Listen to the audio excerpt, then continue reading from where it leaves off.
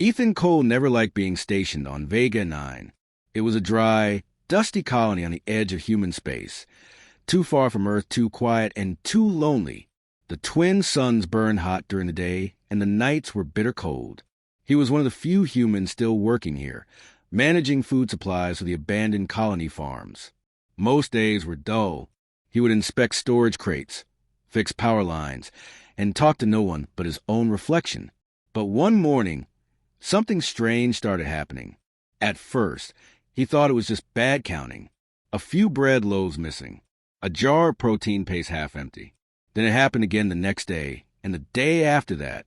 Ethan frowned at the empty food containers stacked neatly beside the shelf. Someone, or something, was stealing his food. Probably rats, he muttered. But deep down, he knew better. The colony's wildlife had long vanished. That night, Ethan decided to catch the thief. He turned off the outer floodlights, sat quietly near the storage shed, and waited.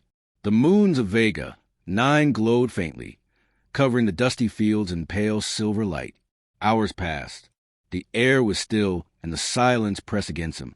Then a sound, a soft rustle near the crates. Light footsteps.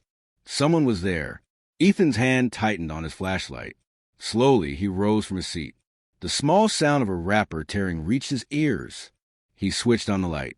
"Hey!" he shouted. The beam struck a small figure crouched by the crates. A girl, no, not human. She froze like a frightened animal, eyes wide, a half-eaten piece of bread in her hands. Her skin shimmered faintly purple under the light, and her silver hair fell around her face like moonlight. She couldn't have been older than 12. Ethan lowered his voice. "Who are you?" The girl didn't answer. Her breathing was quick, scared. She looked ready to run. "Wait," Ethan said softly. "I won't hurt you." The girl blinked, confused. Her big violet eyes met his.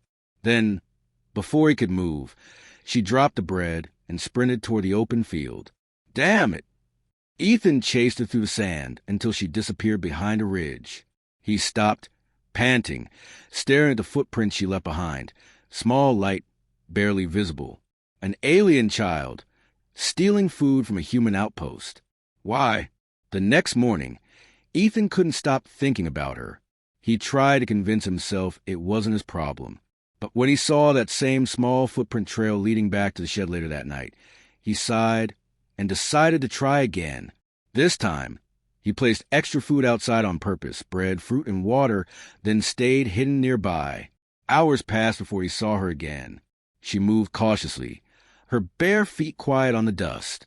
When she reached for the food, Ethan whispered, "It's okay. You can take it." The girl froze. Ethan slowly stepped out from his hiding place, keeping his hands visible. "You're hungry, right?" She didn't run this time. Her voice was small, trembling. "Please? I'll go if you want. I didn't mean to steal." Ethan shook his head. "You don't have to steal. You just have to ask." She looked confused, like she didn't understand kindness. "Humans don't help us," she said quietly. That sentence hit Ethan hard. "What's your name?" he asked gently. "Leary," she whispered. "I only wanted food for my mother. She's sick." Ethan's heart sank. "Your mother?" Leary nodded and wiped her eyes with the back of her hand. "She hasn't eaten in 3 days. She can't walk anymore." Ethan felt something tighten in his chest. He remembered the quarantine notices. The alien population that used to live near the colony had been abandoned after the war ended. Most humans had left, leaving only ruins and hunger behind. He handed her a bottle of water. "Here, take this to her." Leary's small hands trembled as she accepted it. "Why are you helping me?" Ethan gave a small smile. "Because no one else will." The girl hesitated for a moment, then whispered, "Thank you." Before he could say another word, she turned and ran off into the night, clutching the food close. Ethan stood there, staring into the darkness long after she vanished.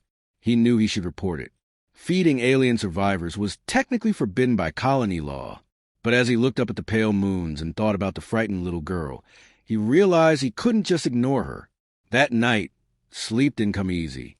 Every time he closed his eyes, he saw her face, the hunger, the fear, the desperation. The next morning, He loaded a small pack with food and water, then set out across the empty plains, following her faint footprints toward the abandoned alien settlement. He didn't know what he would find, but he knew one thing for certain. He had to help her, because somewhere out there, a child had risked everything to steal food, not for herself, but for someone she loved. And that, Ethan thought, said more about humanity than any war ever could. The morning sun rose over Vega 9, turning the desert into waves of gold and orange. Ethan Cole walked alone across the dry plains, carrying a small bag of food, a canteen of water, and more questions and answers. The alien girl, Leary, had come from somewhere nearby. Her footprints were faint but steady, leading him toward the old southern ridge, where the alien camps once stood before the war. As he walked, the wind picked up dust that stung his eyes.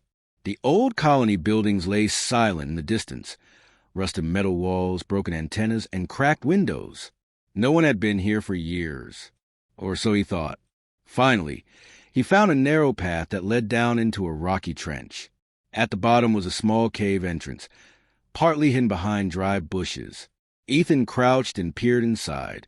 "Leary," he called softly. No answer, only the sound of dripping water. He stepped inside, careful not to startle anyone. The air was cool and smelled faintly of ash and metal. A dim light flickered deeper in the cave, and Ethan followed it. Then he saw her. Leary sat beside an alien woman, lying on a blanket made of old clothes. The woman's skin was pale purple, almost gray, and her breathing was shallow. Leary was gently pressing a damp cloth to her forehead. When she saw Ethan, her eyes went wide with fear. "You came here?" Ethan raised his hands. "It's okay. I brought more food and water." Leary hesitated, glancing at her mother, then back at him. "You shouldn't be here. If the soldiers find you helping us, they'll punish you."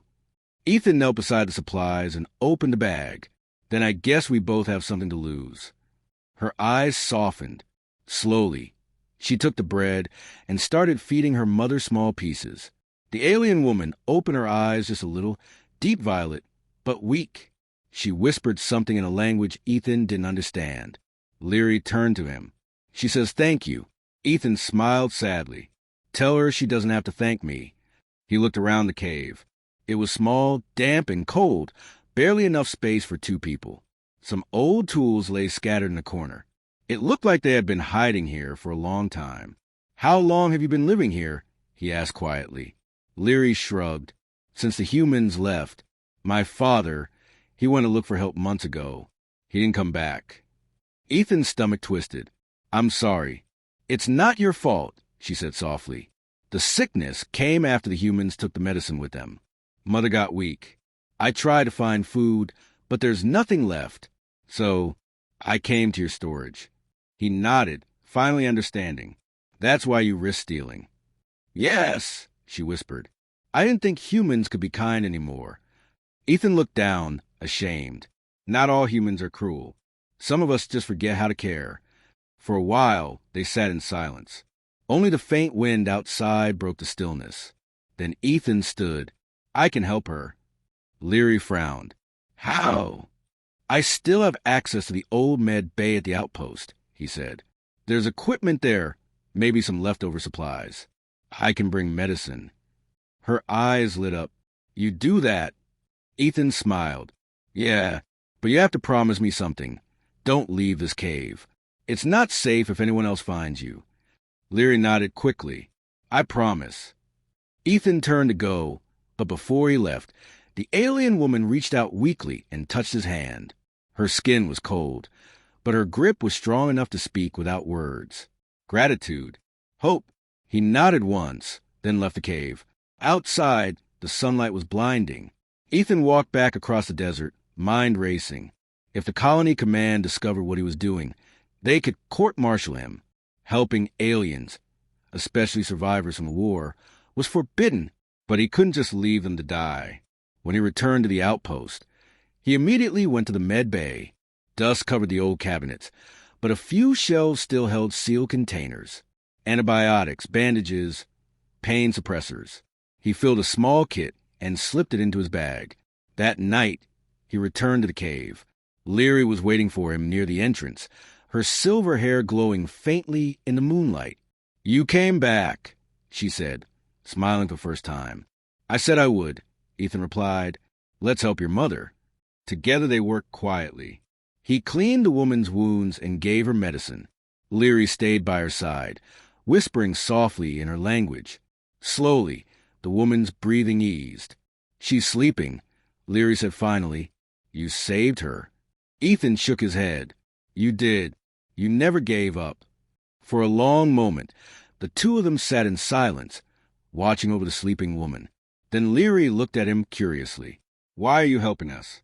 You don't even know us." Ethan smiled faintly. "Because once, someone helped me when I had nothing. I guess it's my turn to do the same." Leary tilted her head. "Humans are strange." Ethan chuckled. "You have no idea."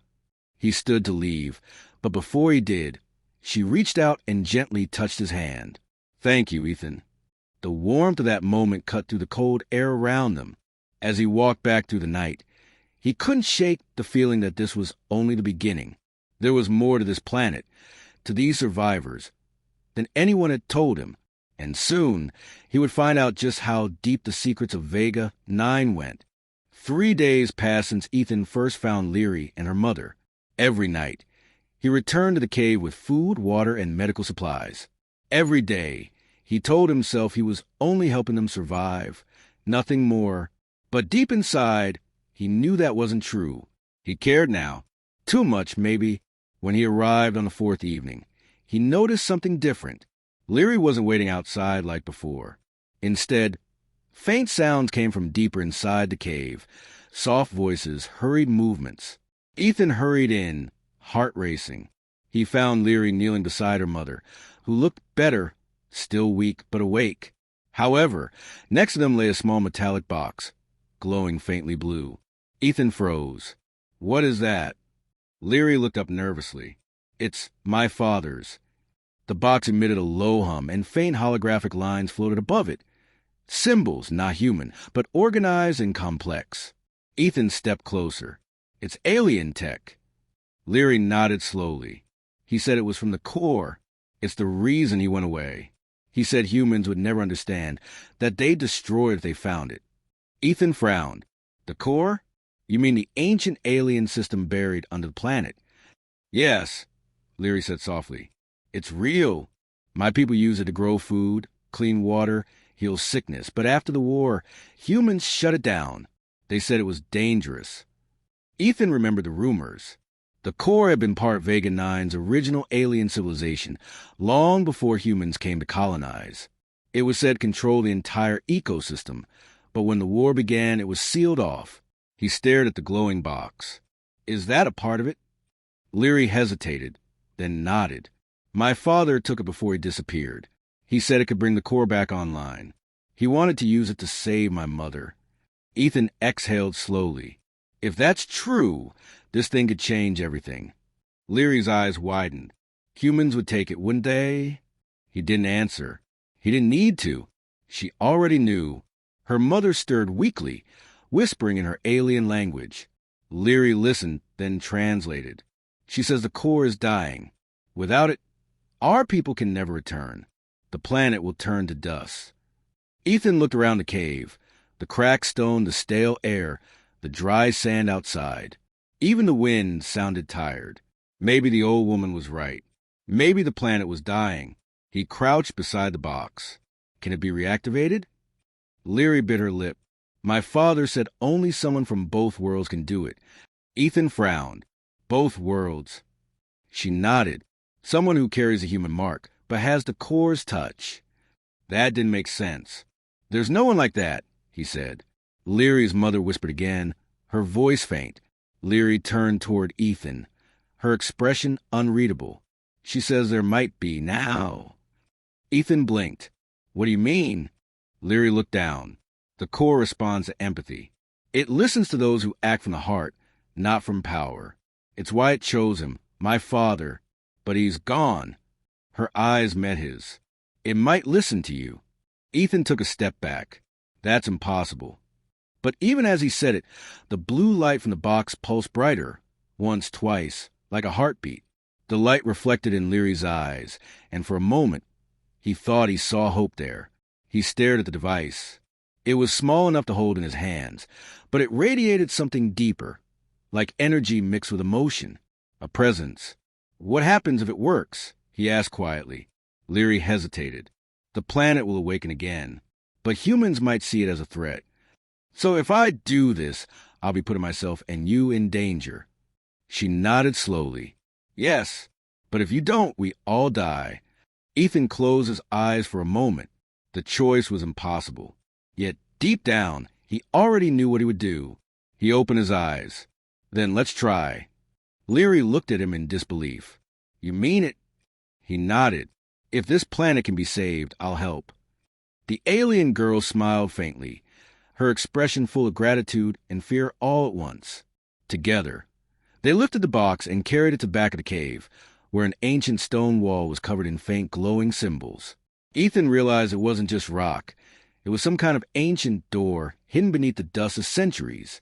Leary placed the device in the center of the carvings. It fit perfectly. The blue light grew brighter, spilling across the walls like veins of energy waking from a long sleep. The air vibrated with a low hum, deep and powerful. Ethan's chest tightened as the floor began to shake. "Is it supposed to do that?" he shouted over the noise. Leary grabbed his hand. "It's opening." The rock cracked apart, revealing a tunnel glowing with soft blue light. Warm air rushed out, carrying the scent of rain and life, a smell Ethan hadn't felt in years. Leary looked amazed. "The core is still alive." Ethan stared down the glowing tunnel.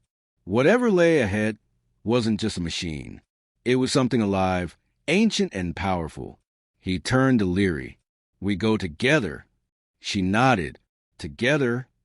As they stepped inside, the cave sealed behind them, cutting off the daylight.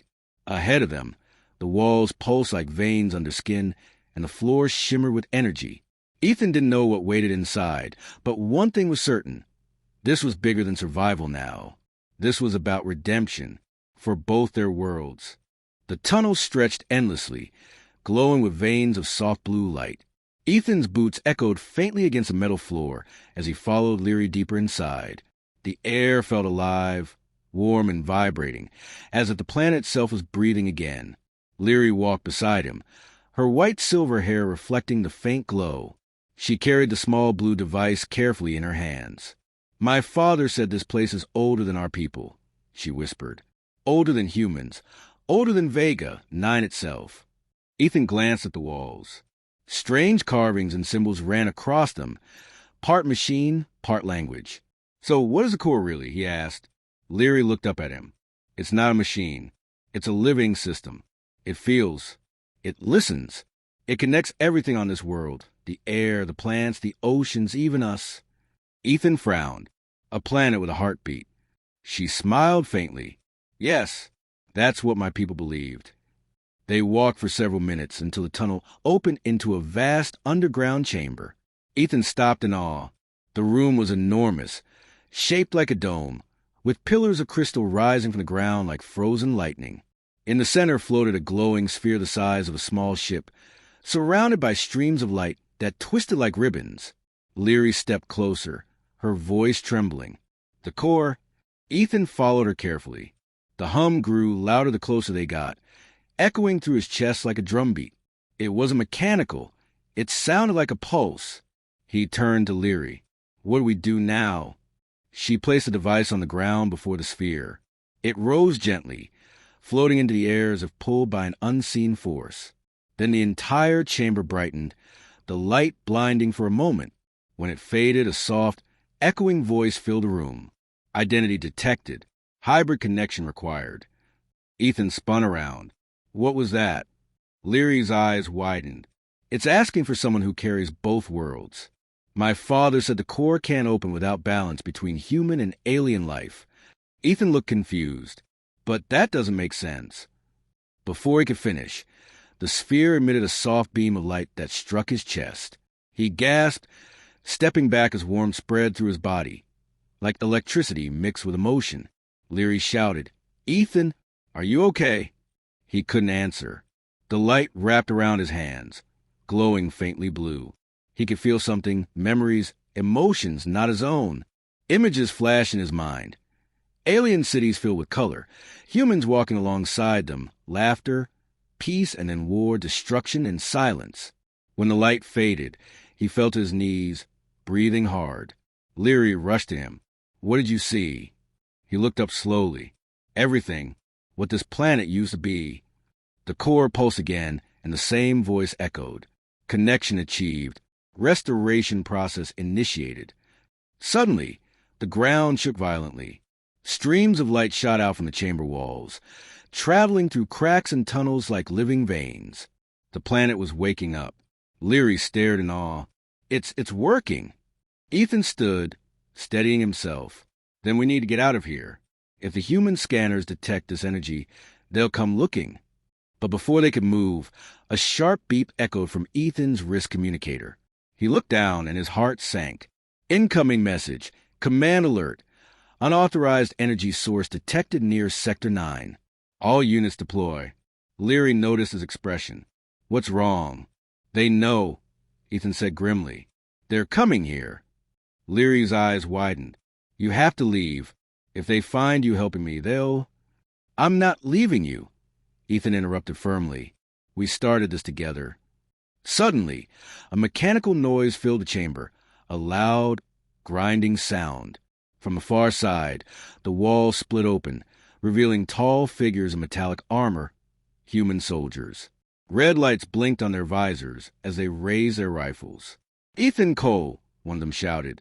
"Step away from the alien and the device." Ethan froze. He recognized the voice, Commander Rains, his superior officer. Leary stepped closer, frightened. "They'll kill us both." Rains's voice echoed again. "You're under arrest for aiding enemy survivors and tampering with restricted technology." Ethan clenched his fists. "You don't understand, sir. The core isn't a weapon, it's life itself. It can save the planet." Rains laughed coldly. "Save it? We've been trying to control it for decades, and you just reactivated it. You've doomed us all." Before Ethan could reply, the soldiers opened fire. Blue energy bolts ripped through the air, hitting the crystal pillars and sending sparks flying. Leary screamed, ducking behind a stone column. Ethan grabbed her arm. "Run!" They sprinted toward a narrow tunnel on the side. The core pulsed brighter, reacting to the chaos. Its light wrapped around them, forming a faint shield that deflected several blasts. Ethan could feel its energy again, like it was protecting them. As they ran, Leary looked back. "It's fighting back." The core's light expanded suddenly, surging through the entire chamber. The human soldiers were thrown backward by an invisible wave, their weapons scattering. The whole cave shook as if the planet itself roared in anger. Ethan and Leary dove through the tunnel as the entrance collapsed behind them, sealing them in darkness. For a long moment, all they could hear was the rumble of the earth, then silence. Ethan panted, resting against the wall. "You okay?" Leary nodded, though tears filled her eyes. "They'll keep coming." He looked down at his glowing hands, the faint blue still pulsing under his skin. "Then we'll have to stay ahead of them." She looked up, her voice trembling. "Ethan, you're connected to it now, aren't you?" He met her gaze. "Yeah, and I think that's the only reason we're still alive." Somewhere deep below, the core continued to hum, a living heartbeat growing stronger with every passing second. Ethan didn't know what would happen next. But one thing was certain. The line between human and alien had just been rewritten. Dust filled the air as the tunnel behind them collapsed. Ethan and Leary kept running, their footsteps echoing through the dim corridors. The light from the core had faded, but its warmth still pulsed faintly in Ethan's hands like a heartbeat that refused to die. They finally stopped inside a small cave, lit only by a thin crack in a rock that let in daylight. Leary leaned against the wall, gasping for breath. "They'll keep searching," she whispered. The core's energy wave. It reached far beyond the city. Every human scanner will detect it. Ethan nodded grimly. He pulled his wrist communicator off and smashed it against the ground. "They can track us through this. No more signals." Leary looked at him with surprise. "You're cutting yourself off from your own people?" He met her eyes. They stopped being my people the moment they tried to kill you. For a while, neither spoke. The only sound was the slow, rhythmic dripping of water from the rocks above. Then Leary took a deep breath. The core won't stay hidden for long. When it wakes fully, it will reshape this planet. Ethan frowned. Reshape? What do you mean? She walked closer to the light, her silver-blue eyes glowing faintly. My ancestors said the core could rebuild the world to heal the damage from war. Forests would regrow, oceans would clear, and life would return. But if humans interfere again, it might fight back. Ethan rubbed his temples. So it's not just a power source, it's a survival mechanism. Leary nodded. Yes, it protects life. All life. But humans, they want to control it. Outside, a faint hum filled the air. Ethan froze. Do you hear that? Leary tilted her head. Her eyes widened. Drones. Ethan rushed to the crack and looked out. 3 black hover drones floated across the wasteland, scanning the area with red sensors. The human search team had arrived faster than he'd expected. They're close, he whispered. We have to move now. Leary gathered her small satchel and the glowing device they'd used to awaken the core. As they slipped out through a narrow passage, Ethan glanced back once. The faint blue glow still flickered inside the cave, like a sleeping heart beneath the stone. They moved across the rocky terrain, keeping low. The sun was bright overhead, baking the sand and metal debris left from old wars. The world around them looked broken, scorched land and twisted remains of human machines. Yet every now and then, Ethan noticed something new, a sprout of green pushing through the dust or a small flower blooming between cracks. The planet's changing already, he muttered. Leary smiled faintly. The core is waking. It remembers what life feels like. As they climbed over a ridge, Ethan spotted smoke in the distance. Human transports landing. He cursed under his breath. They've deployed ground teams. They're sweeping this entire zone. Leary's voice trembled.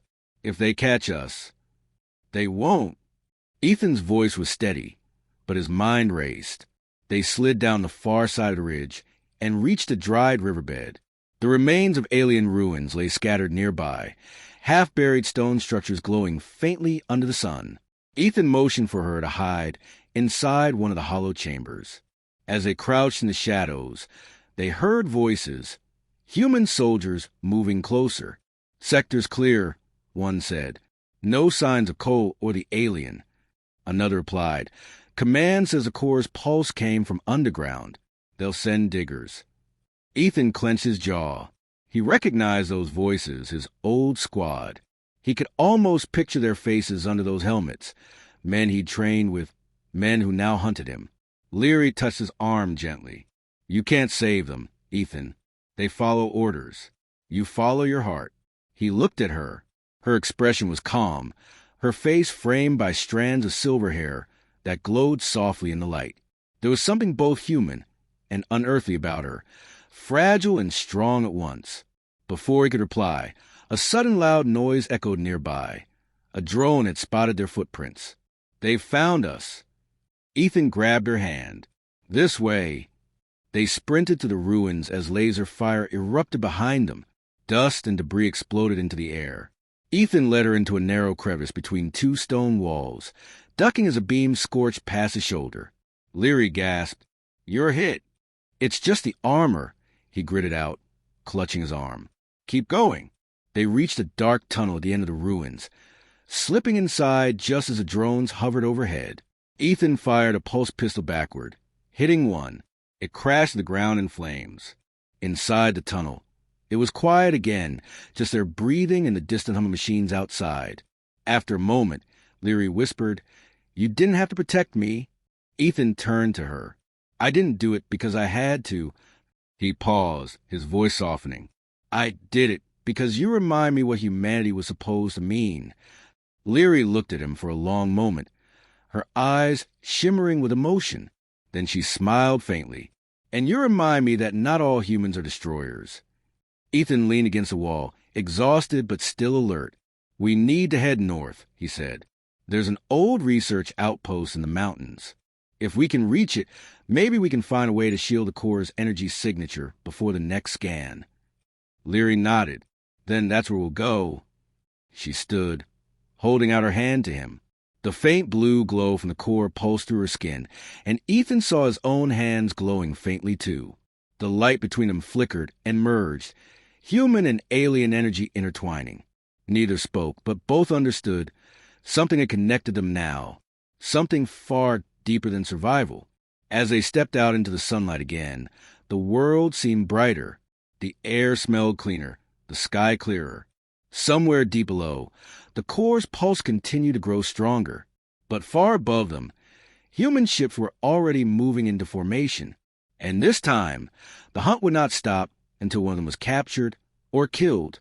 The sun was low in the sky when Ethan and Leary finally reached the base of the northern mountains. Their clothes were torn, their faces streaked with dust, and their energy nearly gone. The air was cooler here, and for the first time in days, the world seemed quiet. In the distance, a series of strange metallic structures rose from the rocks, half-buried domes covered in moss and vines. The old research outpost. Ethan stared at it with a mix of hope and dread. "It's still standing," he said softly. Leary's silver-blue eyes studied the ruins. "This place feels wrong. I can sense old energy here. Human, but mixed with something else." He nodded. "You're not wrong. This was where humans first tried to study your kind. The first contact site." They moved carefully toward the outpost. The large gates were broken, rusted metal bent outward, as if something had once burst through from the inside. The ground was littered with cracked glass, abandoned containers, and shattered drones. Inside, the air was still. A few lights flickered faintly from old solar panels that somehow still worked. Ethan activated a small flashlight and swept it across the corridor walls, stained with old writing and faded warning signs. Project Unity, authorized personnel only. Alert, biological containment failure. Leary's voice was barely a whisper. "Your people experimented on us here, didn't they?" Ethan paused. "It was before my time. But yes, they tried to merge human and alien DNA to create a hybrid that could survive anywhere." Her expression darkened. "And what happened?" He looked down. "They failed. Horribly." They walked deeper into the base until they found a central chamber. In the middle stood a large glass pod, cracked and overgrown with vines. Inside was a faintly glowing crystal, the same blue hue as the core. Leary's eyes widened. "That's a fragment of the heart." Ethan frowned. "The heart." She stepped closer. "Our ancestors called it that. It's the origin of life on my world, and maybe yours. The core we found earlier must be part of it." Ethan approached the pod. The air felt charged, humming softly. "If that's true, then humans and your species might share the same source of life." Leary touched the glass gently. "Maybe that's why we understand each other." For a brief moment, silence filled the chamber, peaceful and almost sacred. But then the ground shook. An explosion echoed from the valley below. The mountains trembled. Ethan ran to a broken window and looked out. Human transports were landing, dozens of them. Black armored soldiers poured out, their weapons glowing red. "They found us," he muttered. Leary's voice trembled. "They'll take the core, the heart, everything."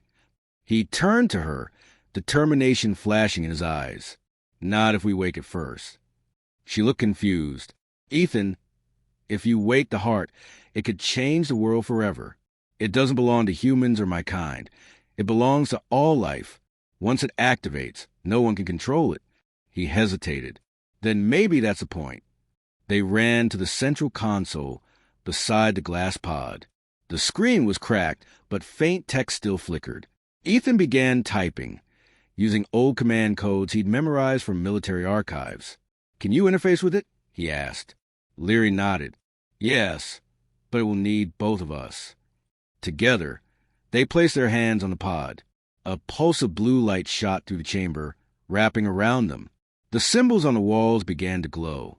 The air vibrated like a living heartbeat. Leary gasped as images flooded her mind. Memories of her ancestors, of green worlds and silver skies, of humans and aliens working side by side before war destroyed everything.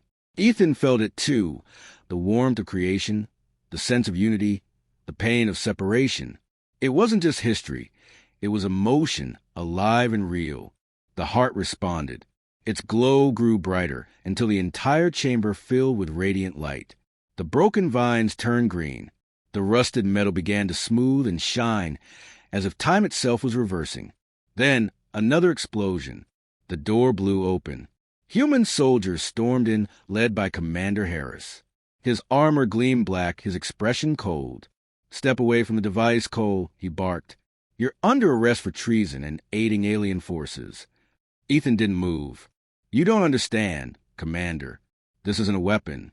It's life." Harris raised his rifle. "That thing belongs to humanity." Leary's voice rang out.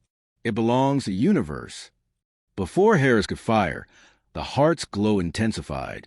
A wave of blue light erupted outward, knocking everyone off their feet. The air shimmered with warmth and sound, like millions of voices whispering in harmony. Ethan shielded his eyes. "Leary, what's happening?" She smiled faintly through the glow. "It's waking." Outside, the mountains bloomed with sudden life. Green plants bursting to the ground, rivers flowing again where there had been dust. The human ships above malfunctioned, their engines failing as the heart's energy disrupted their systems. Commander Harris staggered to his feet, shouting orders, but his voice was drowned by the hum of the world reborn. Ethan looked around in awe. "It's rewriting the planet." Leary nodded. "It's healing it." The heart's light surrounded them, lifting them gently from the ground. For a moment, Ethan felt weightless, free. He saw flashes of his past, of pain and war, fading away like dust in sunlight. When the light finally dimmed, they stood in silence. The outpost was gone, replaced by a field of green grass and clear water. The sky above was deep blue, untouched by smoke or metal. Ethan turned to Leary. "We did it." But she shook her head slowly. "No, Ethan. The heart did. We just reminded it what life means." He smiled softly. "Then maybe there's still hope for both our kinds." Leary looked at him, her expression gentle. There always was. Far away, the remaining human ships began retreating. Their weapons were useless now in a world that had changed beyond their understanding. Ethan and Leary stood together beneath the new sky, their reflections mirrored in the calm water at their feet. And for the first time since war had begun, Earth felt alive again. The morning after the awakening was unlike any other. The world that had once been dry, gray, and broken was now full of color and life. Trees grew from the cracked soil, rivers sparkled in the sunlight, and the air carried the scent of rain and new beginnings. Ethan stood on a small hill overlooking the valley where the heart had been buried. What was once a dead wasteland now glowed with green light. The sky shimmered softly as if the world itself was breathing again. Leary stood beside him, her white-silver hair reflecting the daylight like liquid metal. She looked stronger now, her skin glowing faintly with the heart's touch. "It's beautiful," she said softly. "I never thought I would see a world heal itself." Ethan nodded slowly. "Neither did I. For so long, we only knew how to destroy." They stood in silence for a while, listening to the wind. It was strange how peaceful the world felt now. Even the usual mechanical hum of drones was gone. The heart had disabled all human war machines. Down in the valley, some of the human soldiers who survived the energy wave were waking up, confused and disoriented. They dropped their weapons and stared at the new landscape in disbelief. Leary's eyes followed them. What will they do now? Ethan sighed. "I don't know. Maybe this time we'll try something different." Hours later, a faint rumble echoed in the distance. A transport ship was approaching, old, slow, and unarmed. The ship landed nearby, kicking up soft dust. Commander Harris stepped out, his black armor scratched and scorched. He looked nothing like the fierce man from before. He approached Ethan and Leary cautiously. "Cole," he began, voice low, "I don't know what you did, but it's over, isn't it?" Ethan turned to face him. "It's just beginning. The heart changed everything." Harris looked around, at the bright sky, at the growing trees, at the alien girl standing calmly beside Ethan. He shook his head in disbelief. "Half my men don't even remember why we were fighting. It's like the war was erased from their minds." Leary stepped forward. "The heart didn't erase it. It showed them what life was like before hate took over. It reminded them of peace. The commander's eyes softened slightly. Then maybe it's time we start listening instead of shooting. Ethan nodded. That's all I ever wanted. There was a long pause. Then, to Ethan's surprise, Harris reached down, unstrapped his rifle, and dropped it to the ground. The metallic thud echoed across the valley like the end of an era. I don't speak for everyone, Harris said, but if you really believe there's another way, I'll stand down. Maybe humanity needs to start over. Leary smiled faintly. Not start over, start together. Days passed. Humans and aliens began to gather near the Heart's Valley, drawn by its light. Small camps formed, not as armies, but as communities. People shared food, built shelters, and spoke in mixed languages, learning from each other. Ethan helped organize water systems and taught humans how to work with alien materials that the Heart had created. Leary helped heal the wounded with her people's natural energy. Slowly, the walls of fear began to fall. One evening, as the sky turned orange and gold, Leary found Ethan sitting alone beside a quiet stream. He was staring at his reflection in the water. You look troubled, she said gently. He smiled faintly. I've spent years fighting aliens. Now I don't know what to do with myself when there's no war left. She sat beside him. Maybe you can teach others how to live instead of fight. Ethan chuckled softly. That's harder than pulling a trigger. Maybe, she said, smiling, but you've already done the hardest thing. You trusted me. He looked at her, the light of the sunset reflecting in her silver eyes. You stole my food once. Now you've stolen my heart. Leary laughed softly, the sound like music. Then I suppose I owe you both back. They sat in silence, watching the sun dip below the horizon. The world glowed softly in twilight, peaceful and alive. Weeks later, an alien council ship arrived, massive and elegant, glowing with blue light. They came not as conquerors, but as messengers. The alien leader, an elder woman with eyes like galaxies, stepped forward to meet the humans. She looked at Ethan and Leary and said, The Heart has chosen you as its keepers. You bridged two worlds that could not understand each other. You showed both species the meaning of compassion. Ethan frowned slightly. Keepers? The elder nodded. Yes, the Heart is alive now, but it needs guidance, not control. You too will protect it, teach others about its purpose, and make sure it is never used for war. Leary placed her hand over Ethan's. We accept. The elder smiled. Then may your bond protect this new world. That night, as stars filled the sky, Ethan stood with Leary on a cliff overlooking the valley. Below them, glowing blue streams of energy ran through the earth, the Heart's veins spreading across the planet. Ethan whispered, Do you think it'll last? Leary looked up at the stars. As long as we remember why it began. He turned to her. And if humanity forgets again? She smiled softly. Then the Heart will remind them, through people like you. A gentle breeze swept through the valley. The night was calm, and for the first time, there was no fear, only peace.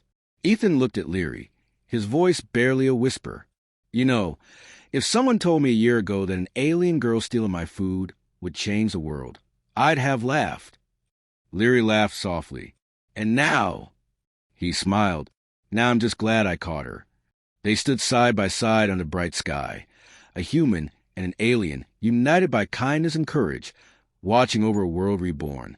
And somewhere deep beneath them, the Heart pulsed softly, the rhythm of life beginning anew.